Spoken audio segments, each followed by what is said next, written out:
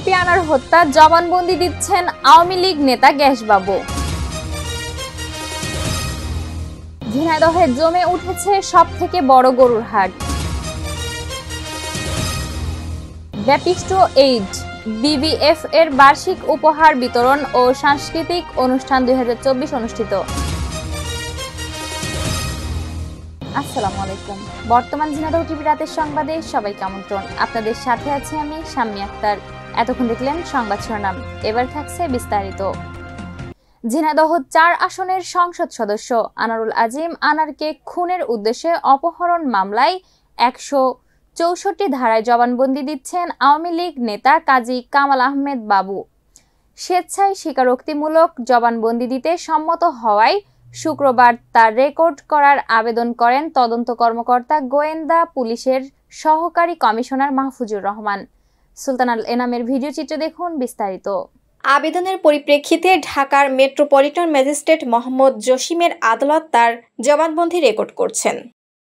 গত 6 জুন রাতে ঝিনাইদহ শহরের আদর্শপাড়া এলাকা থেকে ডিবির একটি দল জেলা আওয়ামী লীগের ত্রাণ ও সমাজ কল্যাণ সম্পাদক কাজী কামাল আহমেদ বাবু ওরফে গ্যাসবাবুকে গ্রেফতার করে। 9 জুন আদালত তার 7 দিনের রিমান্ড মঞ্জুর করেন। 28 মে সন্ধ্যায় সঞ্জীবা গার্ডেন্সের সেপটিক ট্যাঙ্ক থেকে মরদেহের খণ্ডাংশ উদ্ধার করা হয়েছে। তবে এগুলো আনারের মরদেহের খণ্ডাংশ কিনা সেটা এখনো নিশ্চিত করেনি পুলিশ। সংসদ সদস্য আনার কন্যা ডরিনের করা হত্যার উদ্দেশ্য অপহরণ মামলায় গ্রেফতার সৈয়দ আমানুল্লাহ আমান ওরফে শিমুল ভূঁইয়া, ফয়সাল আলী শাহাজি ওরফে তানভীর ভূঁইয়া ও শিলাস্তি রহমানকে 2 দফা রিমান্ডে নেওয়া হয়। আর হত্যাকাণ্ডে অংশ নেওয়া জিহাদ হাওলাদার ওরফে কসাই জিহাদকে 12 দিনের রিমান্ড মঞ্জুর করেন বারাসাতের আদালত। এছাড়া বর্তমানে কলকাতা পুলিশের হেফাজতে থাকা সিয়ামের বিরুদ্ধে ঢাকার অতিরিক্ত চিফ মেট্রোপলিটন ম্যাজিস্ট্রেট মাহবুবুল হক গ্রেফতারি পরোয়ানা জারি করেন। আমানের সহযোগী সাইফুল মেম্বারকেও রিমান্ডে নিয়েছে পুলিশ। শিলা আক্তার, বিজেটিভি নিউজ। আসন্ন কোরবানির ঈদকে সামনে রেখে ঝিনাইদহে জমে উঠেছে পশুর হাট। শেষ মুহূর্তের বেচা কেনায় ক্রেতা বিক্রেতার হাট ডাকে সরগরম। ভারতীয় গরু প্রবেশ বন্ধে ও জাল টাকা চিহ্নিত করতে বসানো হয়েছে বুথ। এবছর মাঝারি ও ছোট গরুর চাহিদা বেশি। আজাদ হোসেনের ভিডিও চিত্রে দেখুন বিস্তারিত। ঘোড়াশাল ইউনিয়নের চেয়ারম্যান পারভেজ মাসুদ লিল্টন সার্বক্ষণিক নিরাপত্তার ব্যাপারে তদারকি করছে। প্রায় 10,000-এর উপরে গরু এ হাটে বিক্রির আশায় ক্রেতারা ছোট গরুর প্রতি আগ্রহী হচ্ছেন।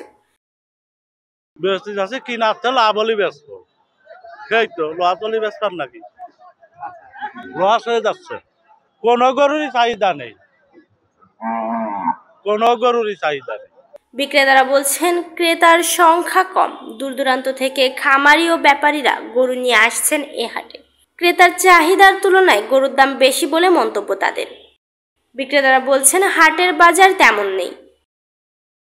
বাজার কম যাচ্ছে। কুরবানির জন্য যে গরুগুলো প্রস্তুত করা হয়েছে গরুগুলোর বাজার আগের তুলনায় অনেক কম। গরু প্রতি মনে করেন এমনি কাটিয়ে তো 700 750 বিক্রি হচ্ছে, কিন্তু দামই হচ্ছে না। গরু 600 দপে দাম হচ্ছে কেজি, কোনো খরিদ্দারই নেই। এবছর জেলাতে 1,05,000 গরু বিক্রির অপেক্ষায়। আসলে আমাদের দেশে বর্তমানে যে পরিমাণ খামারিরা গরু প্রস্তুত করেছে, এখানে যদি ভারতীয় গরু আসে, আমাদের হাটে যদি আসে, আমরা এটাকে ভারতীয় গরু চিহ্নিত করে আমরা আইনশৃঙ্খলা বাহিনীর শরণাপন্ন হব। জাল টাকা বন্ধে আমাদের হাট মালিকের প্রশাসন থেকে চিঠি দিয়েছে। আমরা জাল টাকা পরীক্ষা করার জন্য আমাদের বুথ আছে, মেশিন আছে, এবং আমরা সোচ্চার আছি। আমাদের স্বেচ্ছাসেবক বাহিনী এবং হাট মালিক কর্তৃপক্ষ সহ এলাকার জনমানুষ। মধ্য ও দক্ষিণ বাংলাদেশ শিশু উন্নয়ন প্রকল্প বিডি 0328 মডার্ন পাড়া, কাঞ্চননগর, ঝিনাইদহ। কম্পেশন ইন্টারন্যাশনাল বাংলাদেশ সাধারণত সুবিধা বঞ্চিত শিশুদের নিয়ে কাজ করে। শিশুদের শিক্ষা, শারীরিক, সামাজিক ও নৈতিকতা নিয়ে কাজ করে, কিন্তু এখন শিশুদের পরিবারের উন্নয়ন নিয়ে কাজ করে যাচ্ছে। এই প্রকল্পের প্রধান লক্ষ্য সুবিধা বঞ্চিত শিশু ও তার পরিবারকে স্বাবলম্বী করে গড়ে তোলা এবং বাংলাদেশের একজন স্থায়ীবান ও যত্নশীল নাগরিক করে গড়ে তোলা। লিটন দেবনাথের ভিডিও চিত্রে দেখুন বিস্তারিত। এই প্রকল্প শিশুদের লেখাপড়ার সকল প্রকার সুবিধা দিয়ে থাকে, তাদের অসুস্থতার জন্য সকল প্রকার চিকিৎসা দিয়ে থাকে, তাদের ভেতর দেশত্ববোধ ও সামাজিক গুণাবলী ও দেশের উন্নয়নের জন্য সঠিক মানব সম্পদ করে গড়ে তোলার লক্ষ্য নিয়ে অক্লান্ত পরিশ্রম করে যাচ্ছে। হতদরিদ্র পরিবারগুলোকে নানান ধরনের প্রশিক্ষণ দিয়ে তাদের স্বাবলম্বী করে তোলার লক্ষ্য নিয়ে কাজ করে যাচ্ছে। তাদের গবাদি পশু পালন ও বিতরণ এবং সেলাই মেশিন প্রশিক্ষণ ও বিতরণ এর মাধ্যমে পরিবারগুলোকে স্বাবলম্বী করে গড়ে তোলার লক্ষ্যে অক্লান্ত পরিশ্রম করে যাচ্ছে।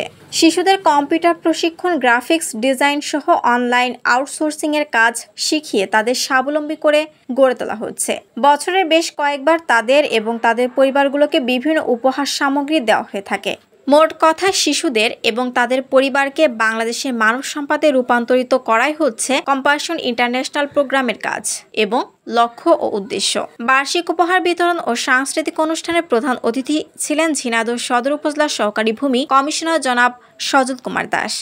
বিশেষ অতিথি ছিলেন ঝিনাইদহ সদরের যুব উন্নয়ন অফিসার জনাব মিজানুর রহমান।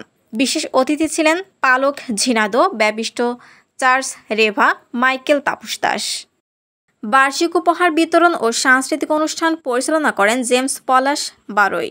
এ বাৎসরিক উপহার বিতরণ ও সাংস্কৃতিক অনুষ্ঠানের মাধ্যমে ৩৪৯ জন শিশু ও তাদের পরিবারকে 2টি চেয়ার, একটি মগ, একটি জগ, একটি বালতি, একটি গামলা, একটি টিফিন বাটি, একটি পানির পাত্র, একটি পেপার ঝুড়ি, পাশাপাশি স্বাস্থ্য সামগ্রী বিতরণ করা হয়, ব্রাশ, পেস্ট, সাবান ইত্যাদি উপহার প্রদান করা হয়। প্রিয় দর্শক, এতক্ষণ দেখলেন বর্তমান ঝিনাইদহ টিভি রাতের সংবাদ। বর্তমান ঝিনাইদহ টিভির সর্বশেষ সংবাদ সবার আগে পেতে ভিজিট করুন bjtv24.com এই ঠিকানায় এবং আমাদের official Facebook page BJTV news ও YouTube channel Bartoman Jhenaidah TV. Subscribe, like, comment, share করে সাথে থাকুন। এতক্ষণ সাথে থাকার জন্য ধন্যবাদ সবাইকে। শুভরাত্রি।